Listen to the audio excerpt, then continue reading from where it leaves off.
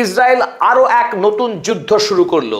Recep Tayyip এরদোগানের তুরস্ক এতদিন আড়ালে আড়ালে এই বিষধর সাপ গণহত্যাকারী বেঞ্জামিন নেতানিয়াহুকে অস্ত্র বিক্রি করছিল, এবং তারপর যখন বুঝতে পারলো রিসেপ তাইয়েপ এরদোয়ান যে সে নিরাপদ নয়, তখনই সৌদি আরব এবং পাকিস্তান এই দুই রাষ্ট্রের সঙ্গে মক্কা সামরিক জোটে সই করলেন। আর তাতেই ভীষণ চটে গেছে এই গণহত্যাকারী বেঞ্জামিন নেতানিয়াহু।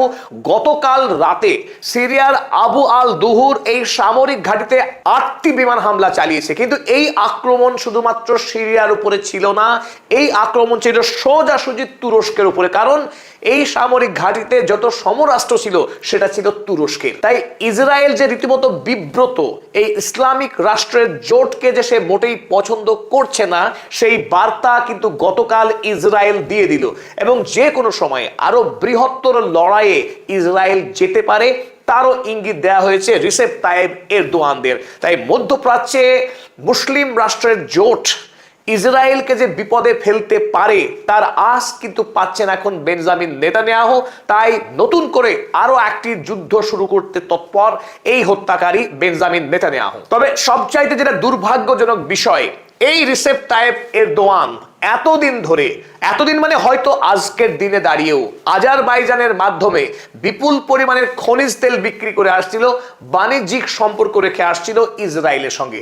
যদিও সৌদি আরব ইসরায়েলকে রাষ্ট্রীয় স্বীকৃতি দেয় না, তবুও ইরান যুদ্ধের সময়ে সৌদি আরবের আকাশপথ ব্যবহার করা, রিফুয়েল ট্যাঙ্কারের মাধ্যমে যুদ্ধ জাহাজে তেল ভর্তি করার সমস্ত কাজ কিন্তু অনায়াসে ইসরায়েল করেছে। সৌদি আরবের আকাশপথ ব্যবহার করেছে আমেরিকা যুক্তরাষ্ট্রের সৈন্যবাহিনীর পাশাপাশি। তাই আমেরিকার দাসত্ব করতে গিয়ে এতদিন মধ্যপ্রাচ্যের এই রাষ্ট্রগুলো দিনে দিনে দুধ দিয়ে কালসাপ পুষেছিল, সেই কালসাপ এবার সোজা ছোবল মারতে শুরু করেছে তুরস্ক।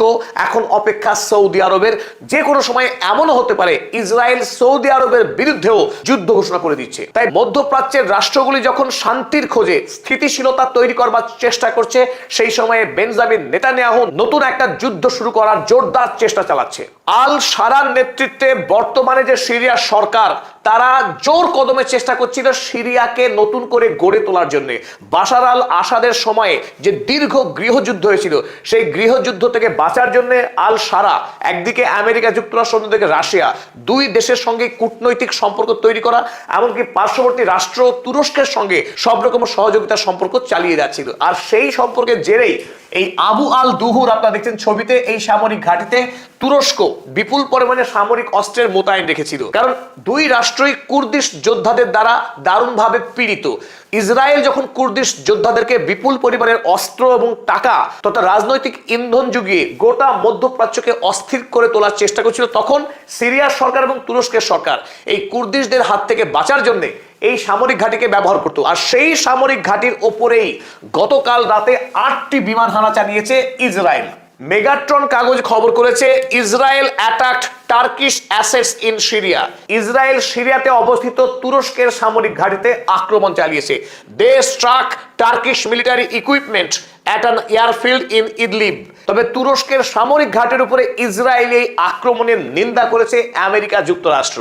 তুরস্কে মার্কিন রাষ্ট্রদূত টম বারাকের মতে, ইসরায়েল নতুন করে মধ্যপ্রাচ্যে একটা অশান্তির বাতাবরণ তৈরি করতে চাইছে। কারণ সিরিয়া কোনোভাবেই ইসরায়েলকে আক্রমণ করেনি কিংবা তার বিরুদ্ধে যুদ্ধের কোনো মহড়াও করেনি, অথচ আকস্মিকভাবে সিরিয়ার আকাশসীমাতে এসে এইভাবে বোমাবাজি করাটা মধ্যপ্রাচ্যের শান্তির জন্য মারাত্মকভাবে ক্ষতিকারক ভূমিকা পালন করবে, এই কথাই জানিয়েছেন টম বারাক। তবে আমেরিকার এই নিন্দা ইসরায়েলকে যুদ্ধ থেকে পিছু হটানোর জন্য মোটেই কার্যকরী ভূমিকা পালন করবে না।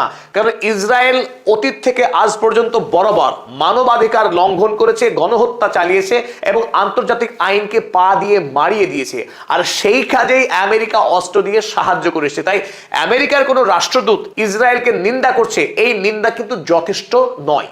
তবে এবার যেটা মজার সার্কাস আপনাদের সামনে তুলে ধরবো, সেটা হলো ডোনাল্ড জে ট্রাম্প, আমেরিকার উন্মাদ রাষ্ট্রপতি, যাকে আমরা বলি বলদ বা মহিষ। এই বলদ ট্রাম্প তিনি ট্রুথ সোশ্যাল মিডিয়াতে একটি পোস্ট করেছেন, ছবি আপনারা দেখতে পাচ্ছেন, চিনতেও পাচ্ছেন।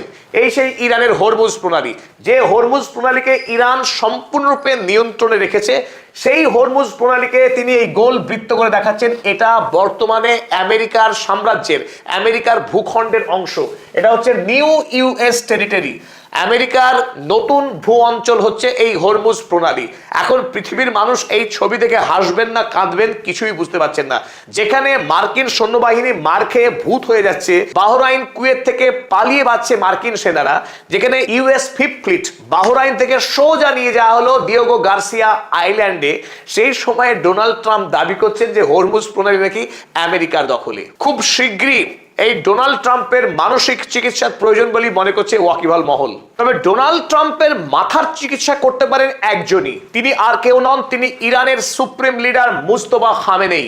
মুজতবা খামেনেই ডোনাল্ড ট্রাম্পকে অর্থাৎ আমেরিকার প্রশাসনকে স্পষ্ট জানিয়েছে আগামী কয়েক সপ্তাহ অর্থাৎ বড়জোর 3 থেকে 4 সপ্তাহের মধ্যে ইরানের পক্ষ থেকে পেশ করা দাবিগুলি যদি আমেরিকা যুক্তরাষ্ট্র ভালোই মেনে না নেয় তাহলে ভয়ঙ্কর যুদ্ধে যাবে ইরান।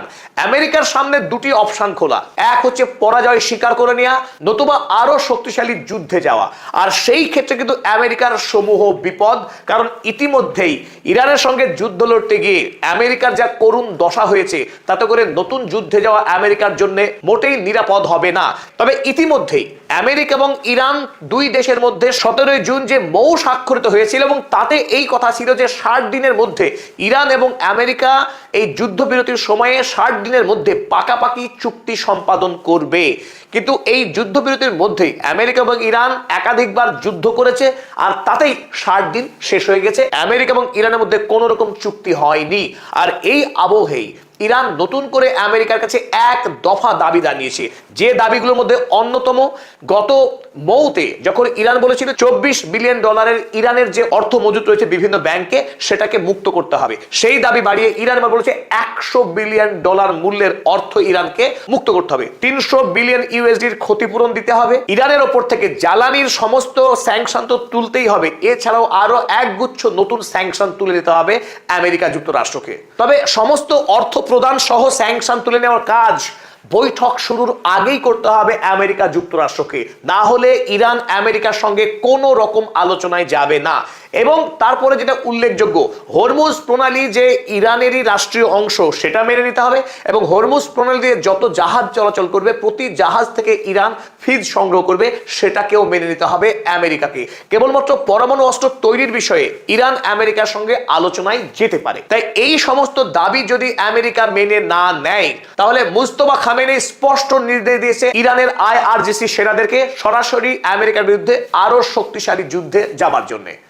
আর ডোনাল্ড ট্রাম্প তিনি ইরানের সঙ্গে যখন যুদ্ধ করতে ভয় পাচ্ছেন এখন ওমানকে ধ্বংস করে দেওয়ার হুমকি দিয়েছেন, কারণ ওমান নাকি ইরানের কথাই চলছে, আমেরিকার কথাই সে উদ্বোস করছে না, আমেরিকার হয়ে ইরানের সঙ্গে লড়াই যাচ্ছে না বা হরমুজকে নিয়ে সে তেমন কোনো শক্তিশালী সিদ্ধান্ত নিতে পারছে না ইরানের সঙ্গে। তাই ডোনাল্ড ট্রাম্পের যত রাগ এবার গিয়ে পড়েছে ওমানের উপরে। এরই সাথে আজকের আপডেট আমরা শেষ করলাম। আমাদের দর্শক মণ্ডলীকে জানাই কৃতজ্ঞতা, ধন্যবাদ এবং যারা এখনো পর্যন্ত আমাদের পদাতিক চ্যানেল সাবস্ক্রাইব করেননি সাবস্ক্রাইব করুন, সঙ্গে থাকুন।